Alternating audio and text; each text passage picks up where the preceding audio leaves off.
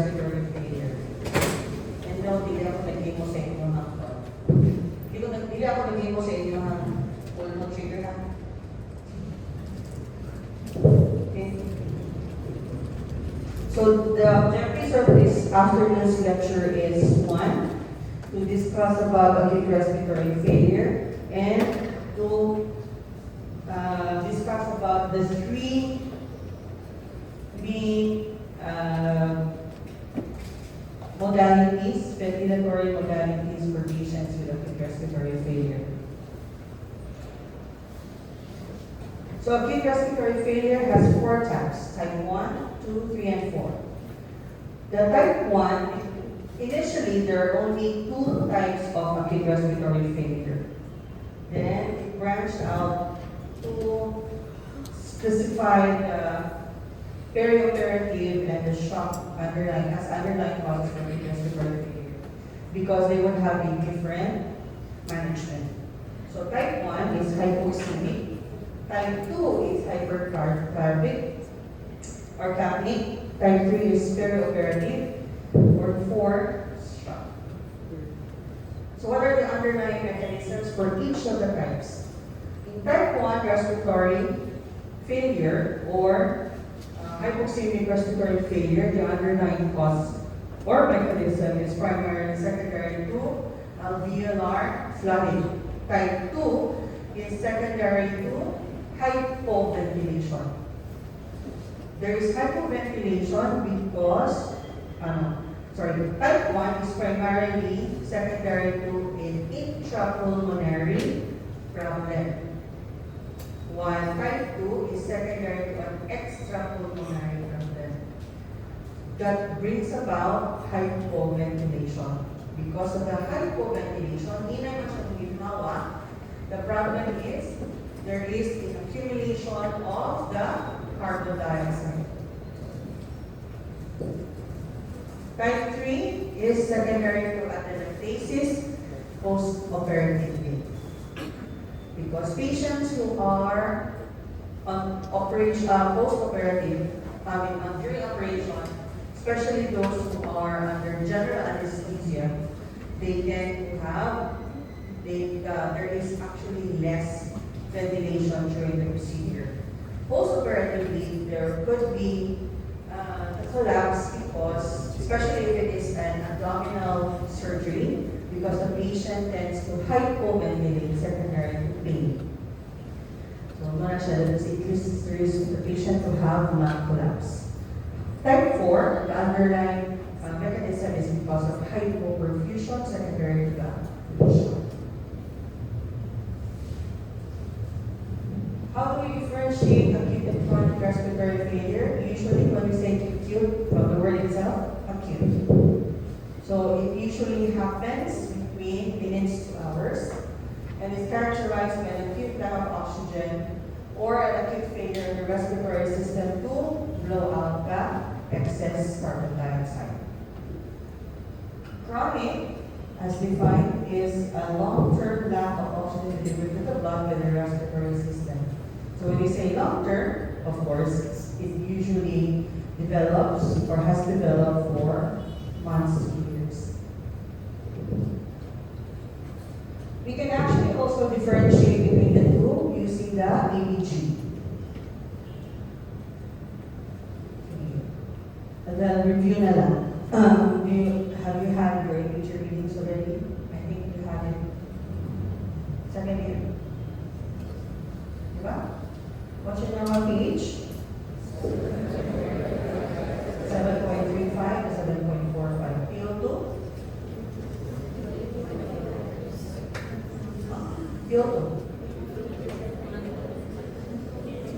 PO2?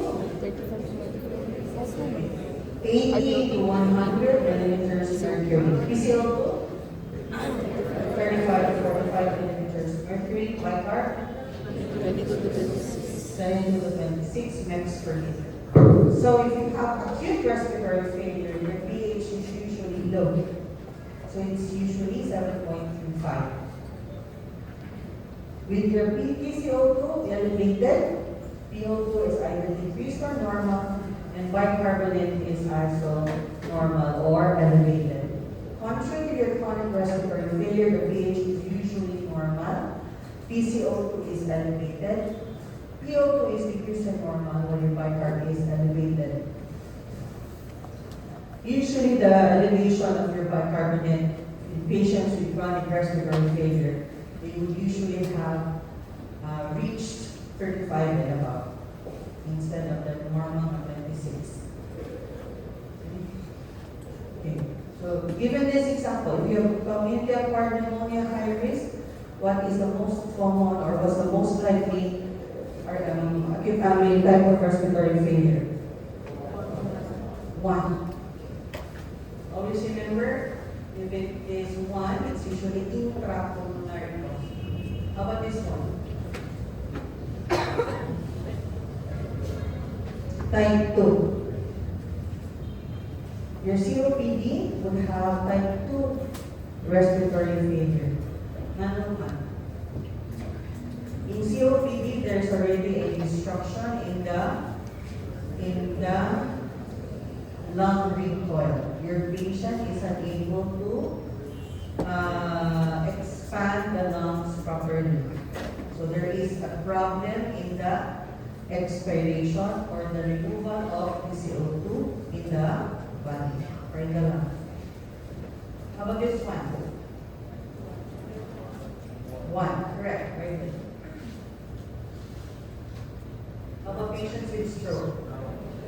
Type 2, because of? Why do you think there's a mechanism of patients having nice stroke? Yeah, type 2.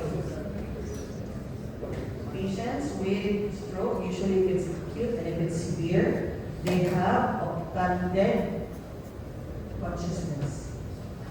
So they have low GCS scores, especially if their GCS is less than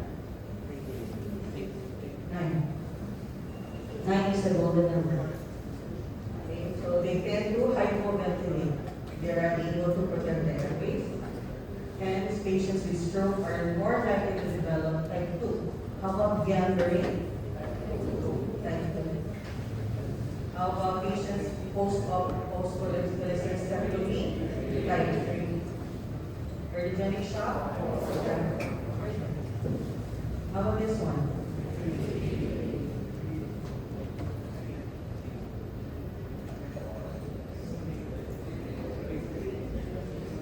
More likely. 1. More likely, because patients with post-op, the most common side complication is pulmonary edema or congestion. Yes, the patient may have cardiogenic shock, okay, fine, but not so much. More likely just a 1. It could be combined. Less likely, but can happen type 2. Type 3. Type 2 very happen, but most commonly patients with CABG, post-CABG, type 1. Asthma, type 2. Septic shock. So we now proceed to the second agenda, which is how do we manage patients with acute respiratory failure? And that's to finish my lecture at 3 p.m. Okay.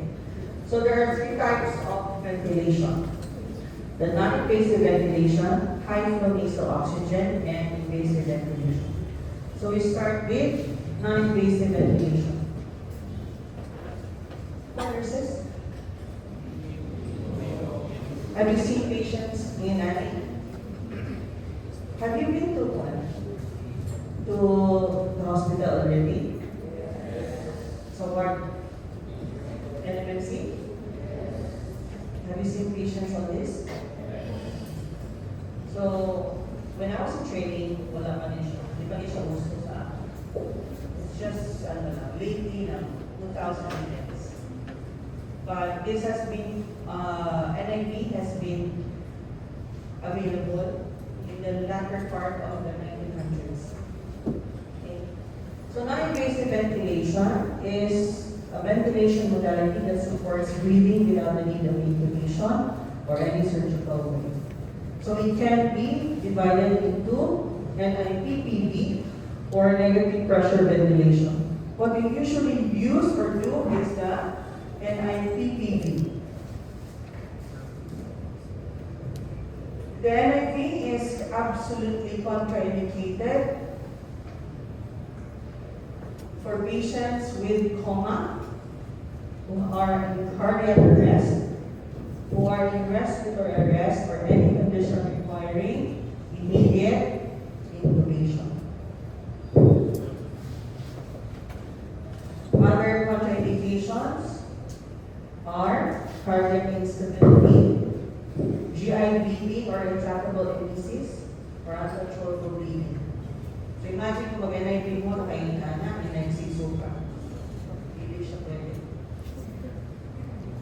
Inability to protect airways. So these are the patients with impaired coughing or swallowing, like patients with history of stroke and then with residual neurologic deficits, patients with poor clearance of secretions, hindi daghan kayo yung problema.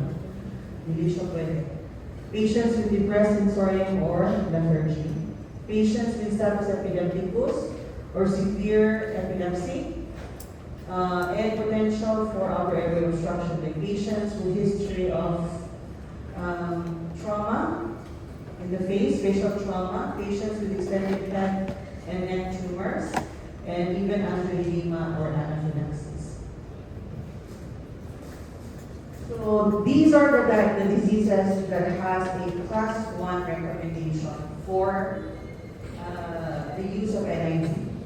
So meaning, if the patient has these, first line is, if without contraindication, is already NIV.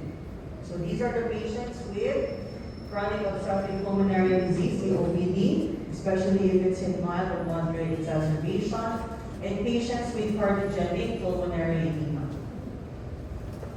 What other suitable clinical conditions are that wherein non-invasive ventilation can be used? Patients who are intubated, who have COPD and was intubated, and then the patient can already be extubated. So before you can start the patient on nasal cannula, you can opt to put the patient on NIV first.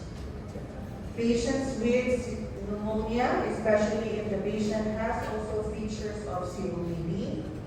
Patients with asthma, patients who are in immunocompromised state, patients who are post-operative, and those patients with DNI status. Patients with neuromuscular respiratory failure, like patients with ALS, especially if it is not the advanced stage of ALS. Patients with decompensated obstructive sleep apnea or cor pulmonale. Patients with mild to moderate ARDS, and even patients with mild pneumocystis urinary pneumonia. So these were the usual areas where we can use the NIV. However, in NMMC, because we only have about 30 beds in the ICU complex, we cannot accommodate all patients in the ICU. That's why you see that those patients in the ward. Usually those patients are cared for by senior residents and the pre-care consultants. So these are the different interfaces. We have the nasal, we have the oral nasal, and the full face. We also have this, the nostril. You may laugh at that kind of NIV was very helpful during COVID times. Especially in European countries.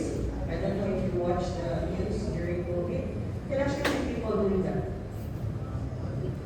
Fishbowl. Usually we make use of the oral nasal interface. This is by far best suited for all patients, especially if they are less cooperative.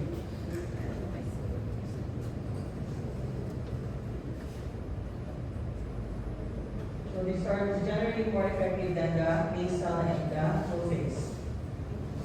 And it's actually what we usually do in the clinics.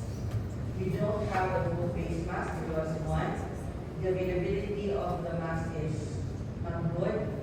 And the nasal, hindi kayo siya practical.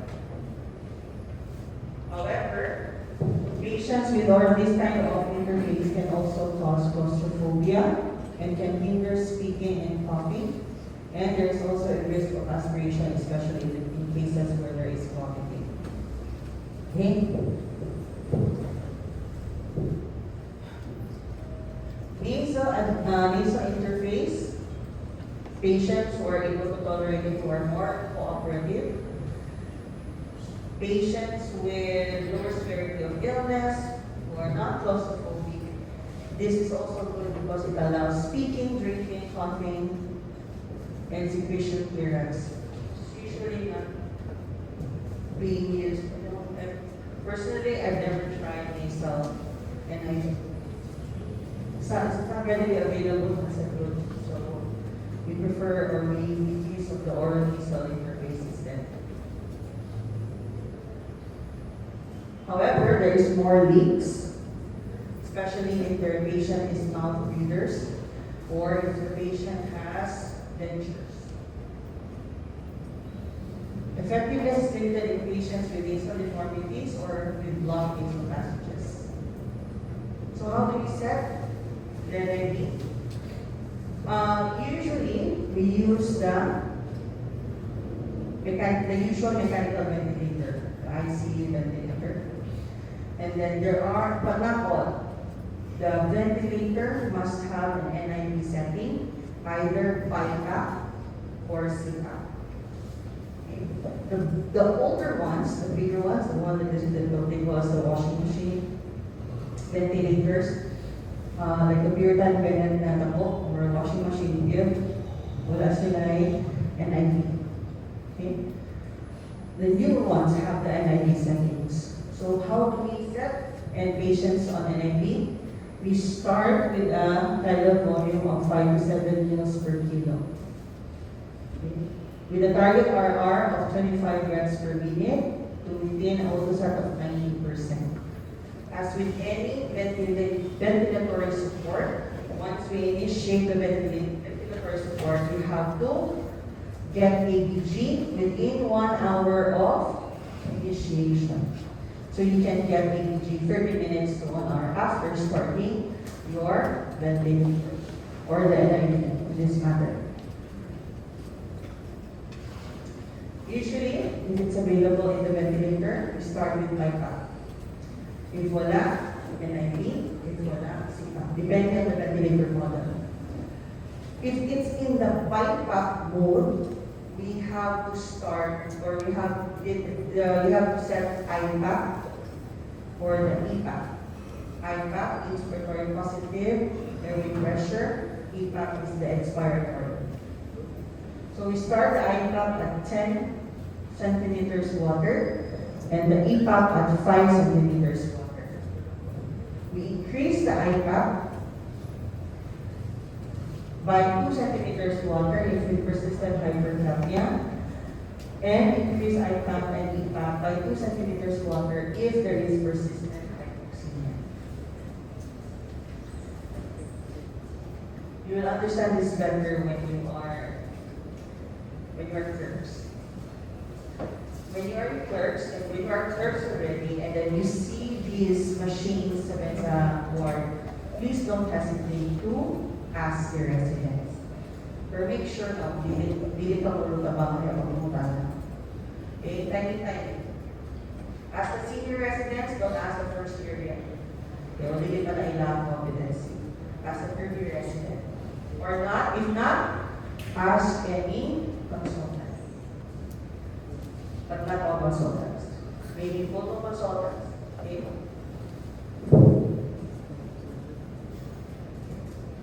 Maximum IPAP for patients to set in your NIV is 20 to 25, and the maximum EPAP is 10 to 15. But you have to take into consideration that these numbers are based on location bills. Locations. Locations are generally bigger, larger than Filipinos. So ayaw ko stand with show 25 or 20. Ginawa yung pasyente. Lumos na siya. Hindi na ng Tagalog. Pa-intubate na ng pasyente. So start low, 10 and 5. Then increase accordingly. So if it's hypoxemia, what will you set? The ITAP and the ETAP. If it is hypercapnia, ITAP only. Okay? So, these are the expected target response to a trial NIP. There should be a decrease in the PCO2 more than 8 milliliters mercury, an improvement of the pH greater than 0.06, and if there's respiratory acidosis, there should be a correction of said acid-base imbalance. If there's no improvement, or if there is a clinical deterioration on the patient, discontinue NIV, intubate the patient. Ayaw mo lang tamaan pa siya ng second. Magtingan before you change. So what are the predictors of failure for NIV? There is worsening acidosis, worsening these are the predictors. So at the onset, upon seeing the patient, we will see if there is no improvement of the acidosis, hypercapnia, or the Apache scoring, then NIV is bound to fail. So you have to intubate.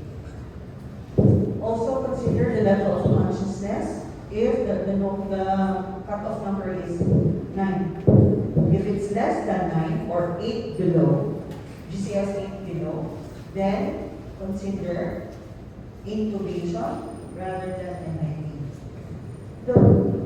But you have to take into consideration patients with acute stroke. Patients with acute stroke usually deteriorates within 72 hours. Usually in the first 24 hours. Meaning, the patient may come in awake, slurred speech lang, with hemiparesis, matalagin. But you have to expect that if you see the patient's consciousness deteriorates within the first 4 hours of admission, like makita din siya from GCS 12, nahimo din siya og 10. Nahimo din siya og 9. Ay na muna. Inyo siya i-intubate. Okay? It's very important. Timing for intubation is important. So if there's a failure of improvement on NIV for the first 24 hours, intubate. Okay? Questions about NIV? Or proceed with HFNO?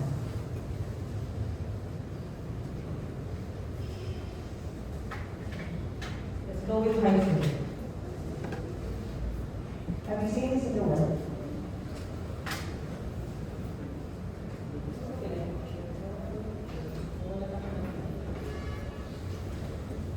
Usually you see this one, and there's a tank. It's usually in a tank, or it's connected to a wall. And then we have one nasal cannula here. But the tubings are thicker than the nasal cannula. Okay, it's either you call it as high flow nasal cannula or high flow nasal oxygen. This is the machine. There's a lot of machines, but this is one of the more common machines that we have. Frankly, we did not have any high flows before 2020. When I came back from training, wala yung high flow. Dito pa siya ginagamin. It was only during the COVID na time na there's increase in the demand in high flow. Nga naman, nagkabulog man ang ventilators. Even if hindi na pinalatin, wala nagawa sa high flow.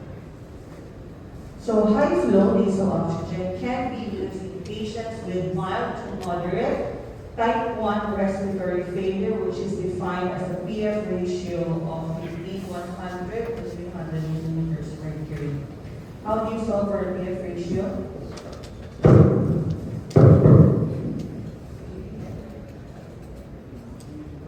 the PaO2 divided by the FiO2. It's in decimal. For example, on ABG, in patients who came in with a nasal cannula of 6 liters nasal cannula, you know how many FiO2 is in 6 liters? What is the FiO2 at room air? Room air. Room air. It's usually magalos answer ang check at 21. The FiO2 at room air is 21%. 1 liter nasal cannula is 24%. 2 liters nasal cannula is 28%. 3 liters nasal cannula is 32. 4 liters is 36. 5 liters is 40. 6 liters is 44. So just add 40%. So for example, you have an FiO2 of 44%. And then your PaO2 on ABG is only 54. What's your pH ratio? 54 divided by 0.44.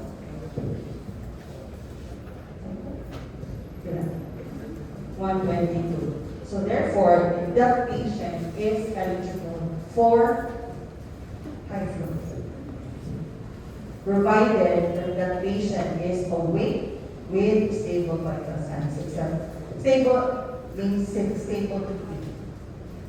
The kidney, but okay, stable BP. Okay? So if your PF ratio is between 100 to 300 milliliters mercury, then you can start high flow. Also, patients with respiratory who are in mild respiratory distress or patients with a respiratory rate of more than 24 breaths per minute. Patients with an ABG, on ABG, there was stage of more than equal to 7.3, or there is intolerance to conventional oxygen therapy or NIV.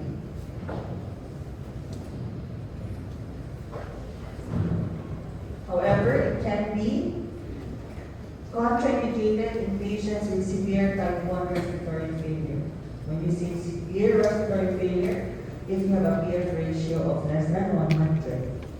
So if you have lower than 100 PF ratio, consider other alternative like NIV or intubation.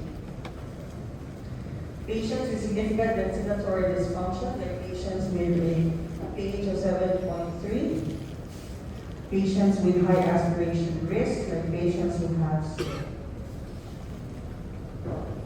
Also, it can be contraindicated in patients with hemodynamic instabilities, especially if the patient requires inhalers like dopamine, dobutamine, vasopressin, other norepinephrine.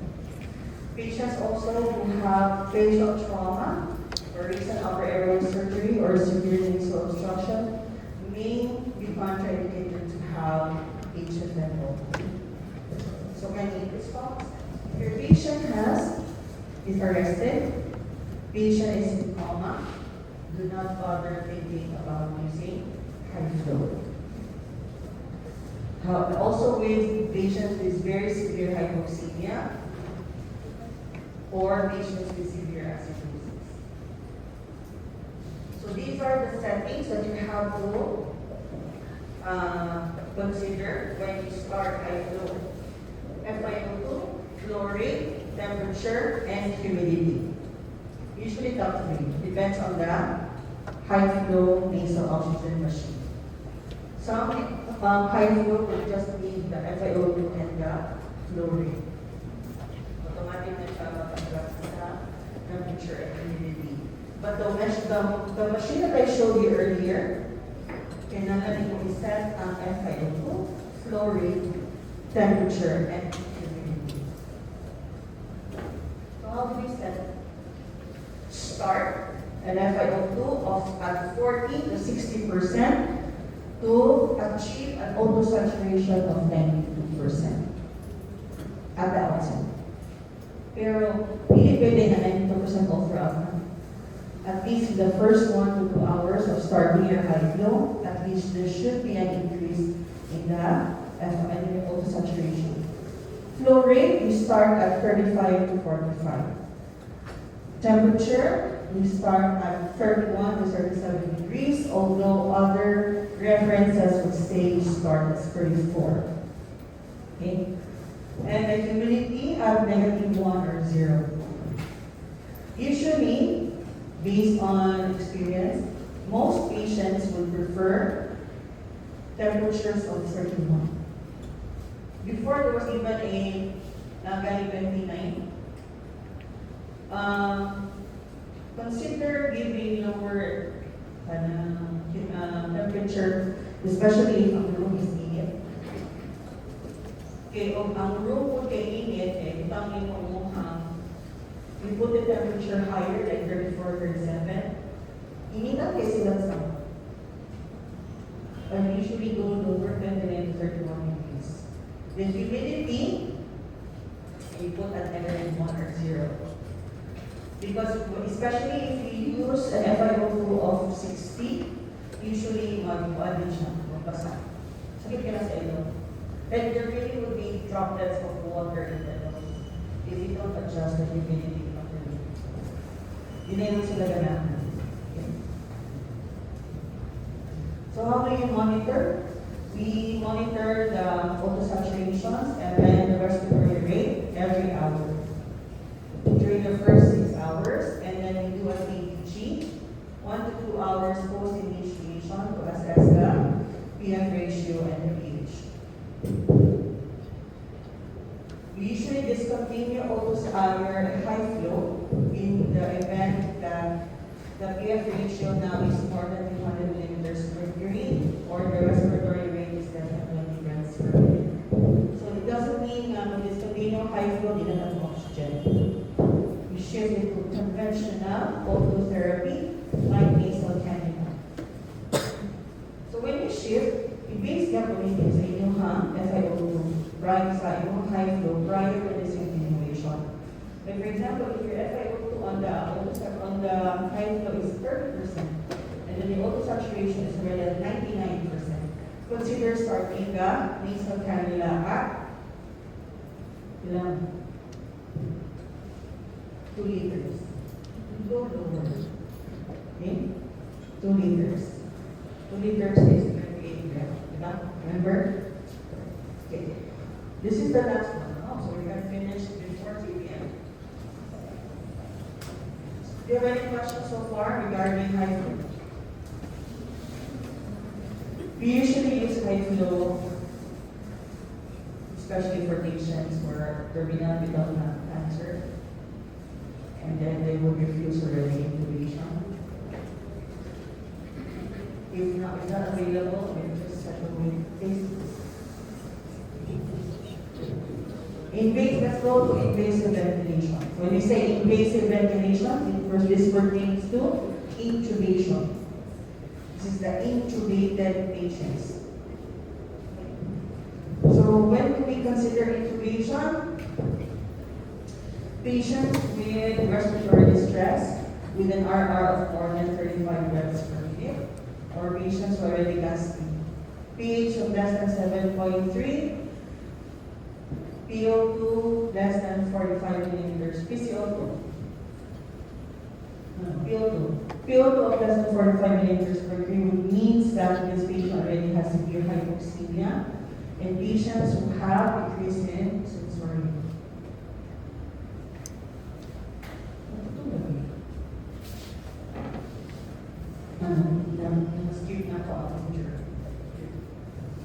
So these are the absolute contraindications for intubation. Respiratory arrest. So any patient who comes in the emergency room already in arrest. Intubate. I have a NIV. Intubate. Patients with loss of consciousness or patients with respiratory causes, like kanang mag-gasping. Kanang magtinga na. That's not breathing. Kanang ginawa ginawa pa man. No, that's not breathing. Okay?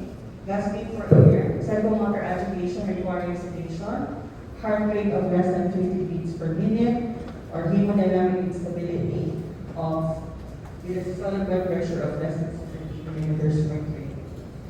So, patients with GCS less than 9, patients who are hemodynamic and stable, patients with decreased sensorium, patients who are gasping or in arrest,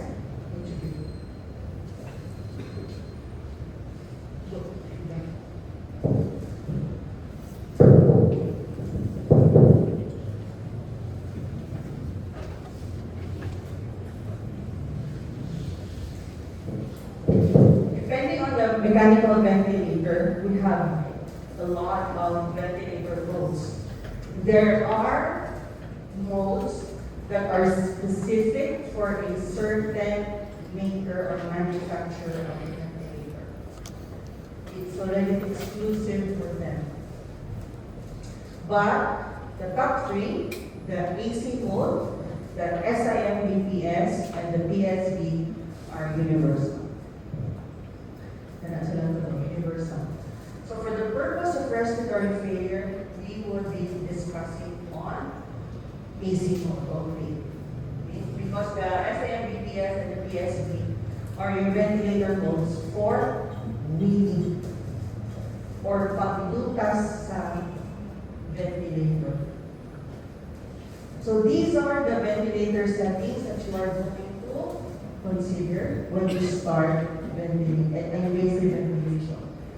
Mode, in this case, AC mode, FiO2, tidal volume, frequency, IE ratio, sensitivity or trigger, P, and alarms.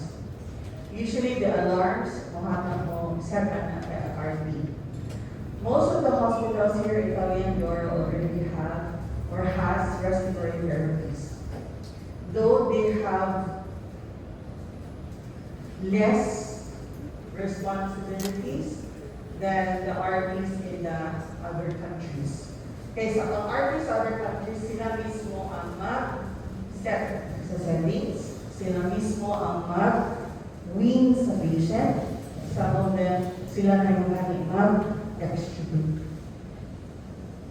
Here, doctors na. The respiratory therapies are usually sila ang set up sa ventilators, then sila na rin ang mag-adjust if there are any troubleshooting to be done. So when we say FiO2, it's the concentration of oxygen that is being inhaled by the patient. So it could be set from 21% to 100%. Yes, variation is different. But usually, most ventilators are 21% on lowest, and then the highest is 100%, not more than 100. Okay? So usually set an FiO2 to an acceptable SpO2. So we target at 94% and above. But for ARDS, do not be ambitious to target an O2 sat of more than 90 or 88%. Why? Why?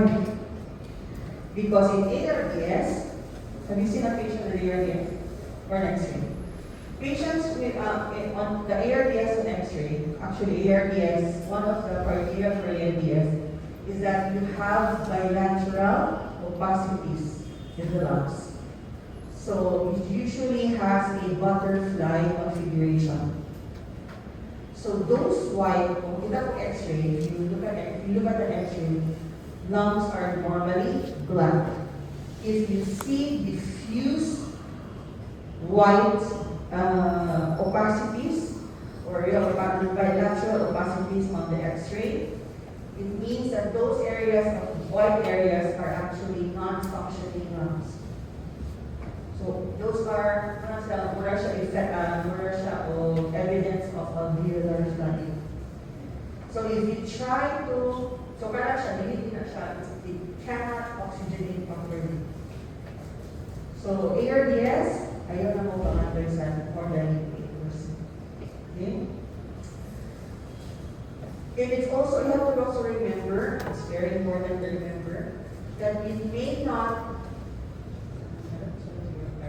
there it is, avoid FiO2 of more than 60% for a prolonged period of time to decrease risk of oxygen toxicity.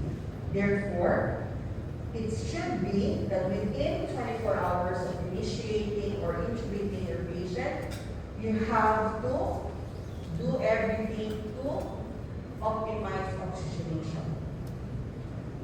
If you're able to maintain an SpO2 of 94 and above, you have to decrease your FiO2 from 100% to less than 60%. Okay? For example, it's mortal sin to maintain your FiO2 at 100% for more than 24 hours.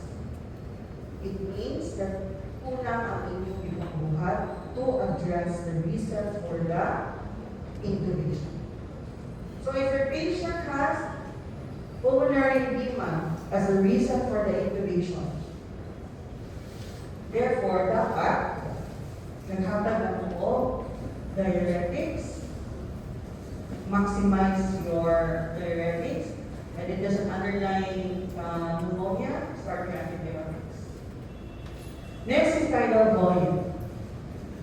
So this is the volume of air that is inhaled and exhaled from the lungs during normal breathing.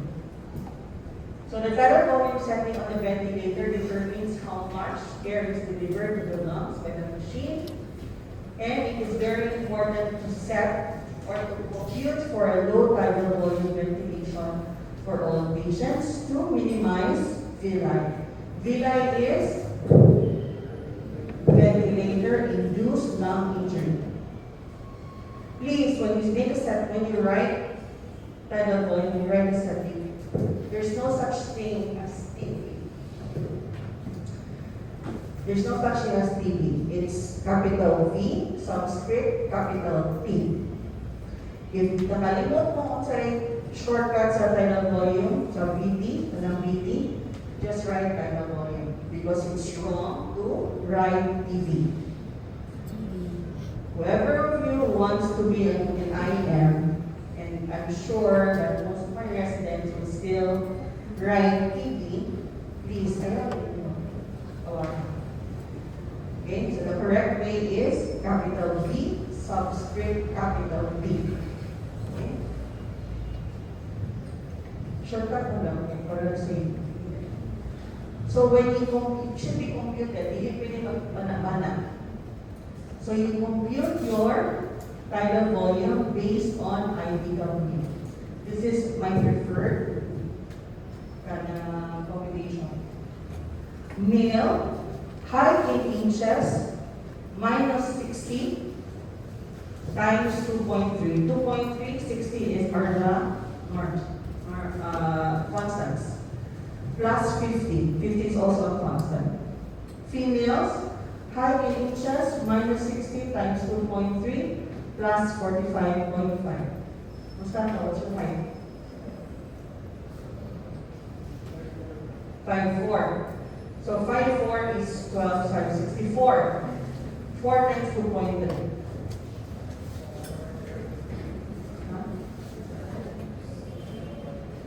Plus 1, plus 50. 59.2. So that's your IBW. Well guys, kung pilagay ko yung tidal volume, kung yung computing gani, low tidal volume, it's 6 to 8. So you start at 6. So 59.2 times 6. Or that. So you can set your, if 5'4", male, you can start your tidal volume at 360. Yes. Didn't mind. Didn't mind. 5 is that? 5'3". 3 times 2.3. Yeah. Plus 45.5. times 6. 40. 314. Okay. You can start at 300 mils per day. 300 mils as your target volume. So start at 6. However, if your patient has clear lungs, the patients who are stroke, clear of lungs, you can start at 7, but not 8. I would discourage starting at 8. If you have a very bad lung, if you have very bad lungs X-ray, then puti mo baga, start lower, 5. For ARDS, start at 5 mils per kilogram. Okay? You can see this one on the ARDSNet guidelines. Okay? I don't do this one. Should I say that on the job? We wanted you to point for a 60. Yeah. So you look for this one. Okay? Next we have frequency. It's not backup rate. Okay? Do not use VUR. It's wrong. Hindi ko pili siya RR. It's wrong. Your ventilator man siya. So your ventilator is not breathing for you, for the patient. The ventilator is breathing for the patient, but hindi siya mismo nagulog. So do it frequency F. Small f, not big F.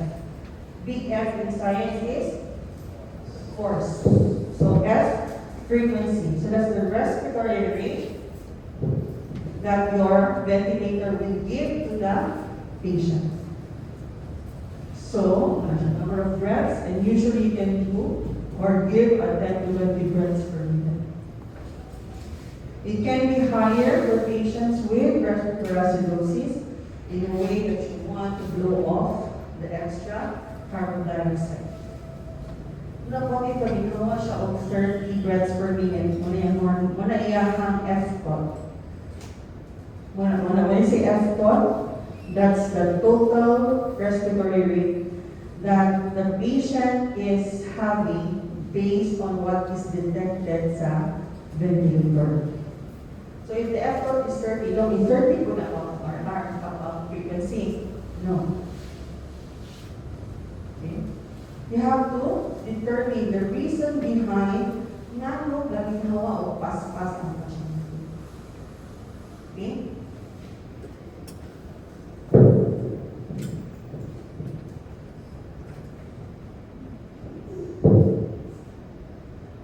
So for respiratory acidosis, if you take an EPG, if there's a respiratory acidosis, if you're able to, after 1 hour usually, you must be able to correct the respiratory acidosis.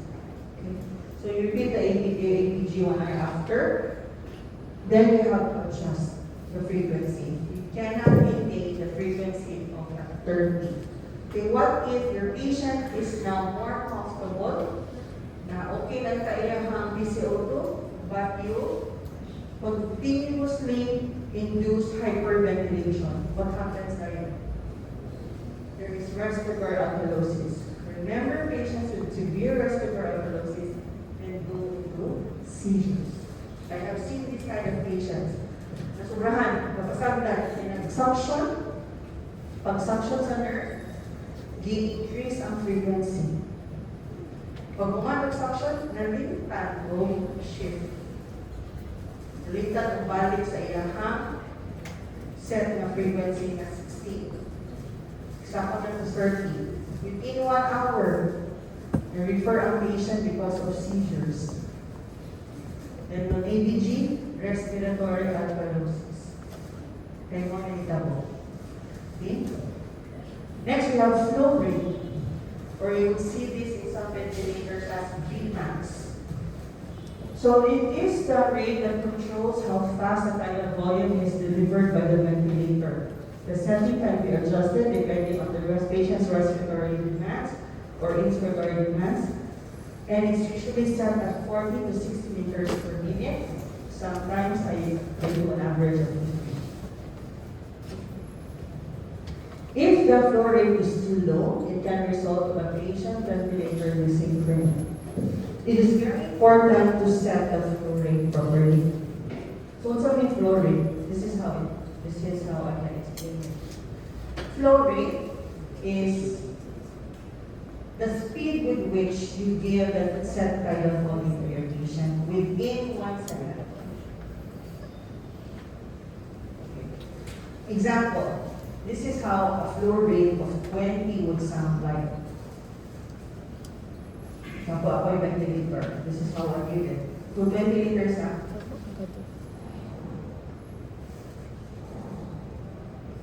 So imagine if the patient is breathing. Another of hanging.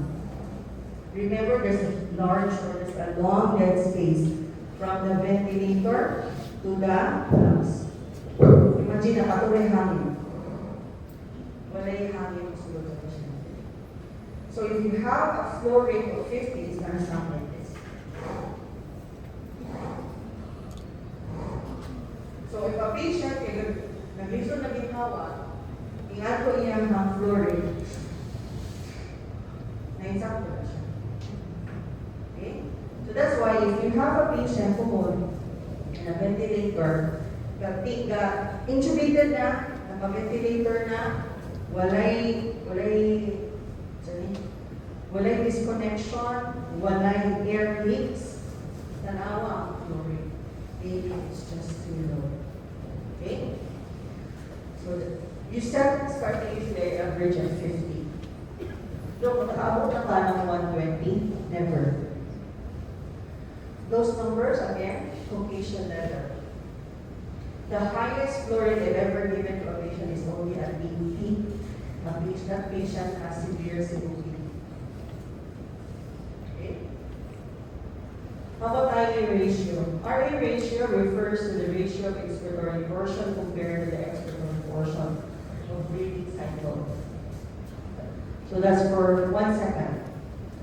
Normally we breathe 1:2 to 1:4. Have you tried? Try it. Okay, inhale. This is 1:2. Okay, I wanted to do the 1:2. Sige. Inhale, exhale. Inhale, exhale. Copy ba? How about 1:4? Inhale. 1, 2, 3, 4, exhale. Pasok kayo saan? Inhale. 1, 2, 3, 4, exhale. So that's why you usually start at 1:3. Okay? That's usually the IR ratio. Sometimes, don't know the IR ratio sa ventilator. You set the I time or the inspiratory time or T subscript I. Usually I set it at 0.6. That's 0.6 seconds. Once you set the I time, usually there will be a part in the ventilator screen and you will see their flow rate or Vmax. Then you will know. I ratio. You will know if the I ratio is 1:4 or 1:6.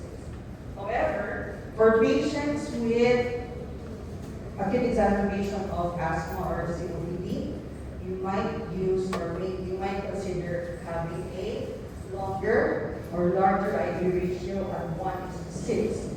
This will help in getting out the carbon dioxide better.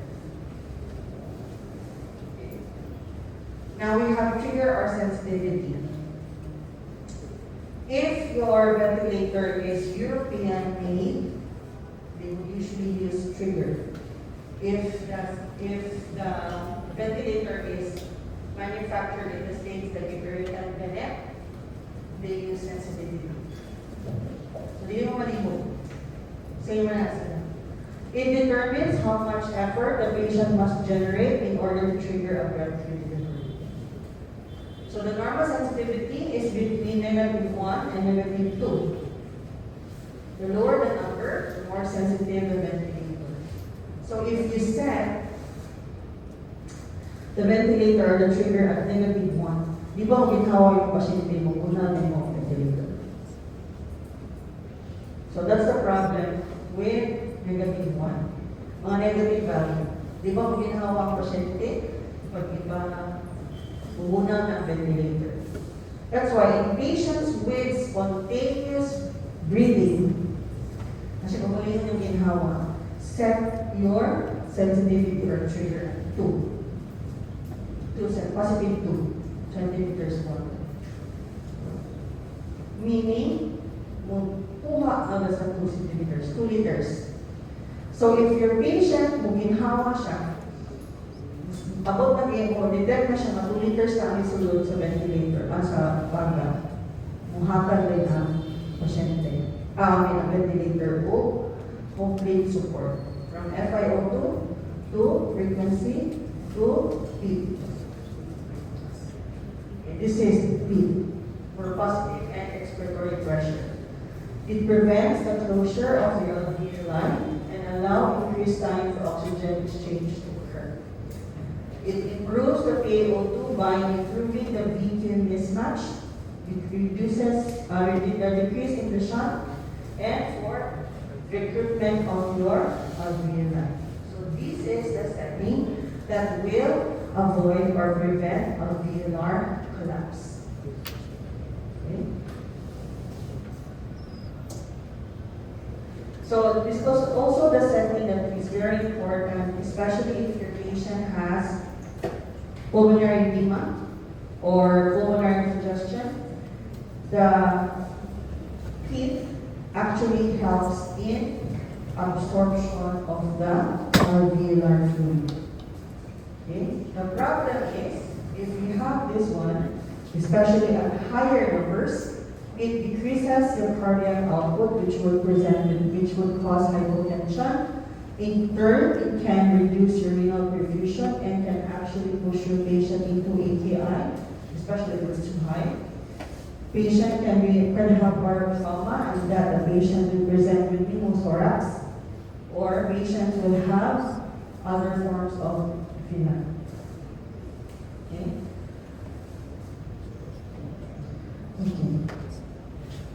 So it says, most of the references will say that the physiologic peak is 5 centimeters water. There is no such thing as the optimal peak. So at the minimum, start at 5. And if your patient has type 1 respiratory failure, especially in the presence of infiltrates in X-ray like pulmonary edema or pneumonia, you can actually adjust your peak higher. For Filipinos or for patients, especially patients with ARDS, avoid giving peak of more than 10. Not more than 10. So start maybe at 6 to 8. Though kailangan patibok that all throughout kailangan din siya nakapit. No. You have to assess every 24 hours. If for the first 24 hours you have to have the peak, you reassess by getting your AEG and your X-ray and check for the clinical status of your patient. If there's improvement, then you have to decrease na your peak. So 6 or 5. Dok, kailangan ba o pwede ba mag-0 o peak? Yes. In patients who are, there are times on yun, patient will develop volume trauma because of inappropriate setting the ventilator. Nasubrahan kayo o tidal volume. So nag-volume trauma ang patient, nag-barotrauma siya, nag-rupture, nag-pneumothorax. When your patient has pneumothorax, your peak should be 0. Because having peak, kung ako wear 5 or more, kung tamanin yung peak, most somewhat pneumothorax. However, once a chest tube has been inserted, then you can start, or you can put a peak again. 5. Okay?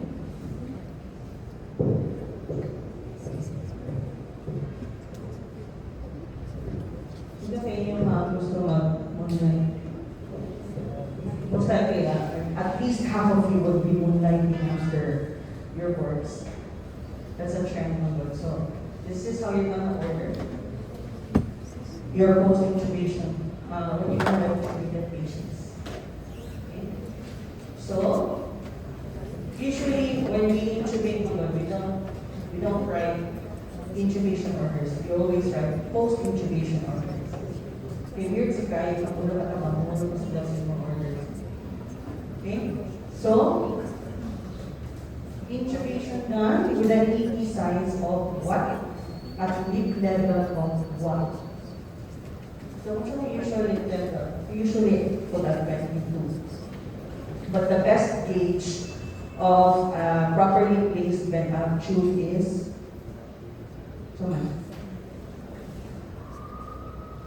how would you know that your tube is in place? Pardon? That's the initial. But the best way to check for, yes, correct, X-ray. You don't X-ray. It should be what? What's your level of what? What's your point of reference? Carina. Let's look at your carina, and it should be at least 5 centimeters above the carina. Okay. Be careful. And not so much of the auscultation. Maybe at the onset, very big child auscultation. But you have to check. Why?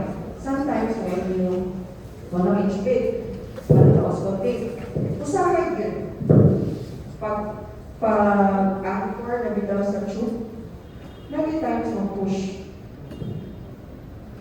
Mag-push yun siya pag-blaster. So, best way is X-ray. Then, we give your sedation. Do not give sedation if your patient is already GCS 3 or GCS 4 or GCS 5 unless tetanus or unless gahi kana pwede kong bigas. Okay? And she should give it slowly. Okay? Because sometimes after you give the Vidazolam, if it's given in bolus, like fast paghatag, sometimes the patient will go into respiratory arrest of life.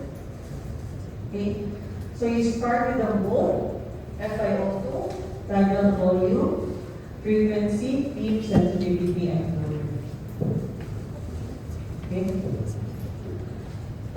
Then, when waiting for the ventilator, start mass ventilation. Ang bubaging is a brand name of the mass ventilator. At 15 liters per minute, but it depends on the gauge. Sometimes the gauge tapon lang siya 10. Pwede 15, kung kaya sa gauge. Kung wala, you can lose 10 minutes. 50 liters per minute at the rate of 14 to 20 breaths per minute. Okay. Apply oropharyngeal airway. Muna siya,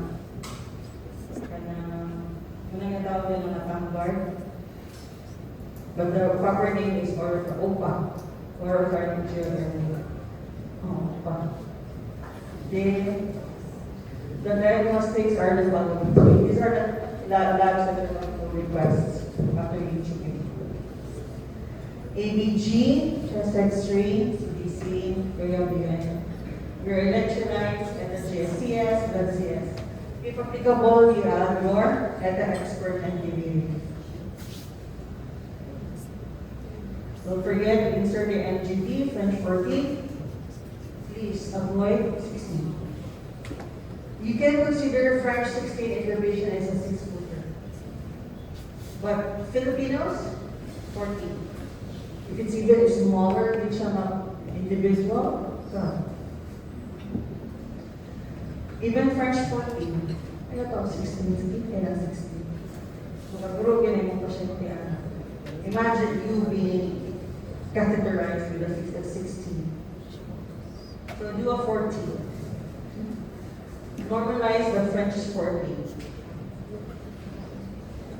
Therapeutics, either add, start, or shift antibiotics if necessary.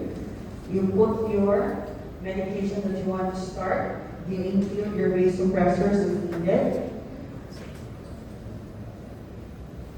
Suction secretion as needed, monitor vital signs every hour. However, you can order monitoring every 15 minutes if your patient is on vasopressors, especially if you are titrating or if you are vasopressors still. Then to ICU, can actually lower the refer. Or you can add the referrer if you want to refer the patient to other specialties. Like for example, the pneumothorax patient, refer to GS for co-management.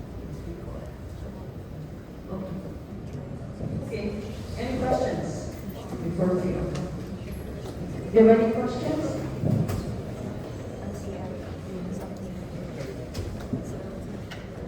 Clarifications.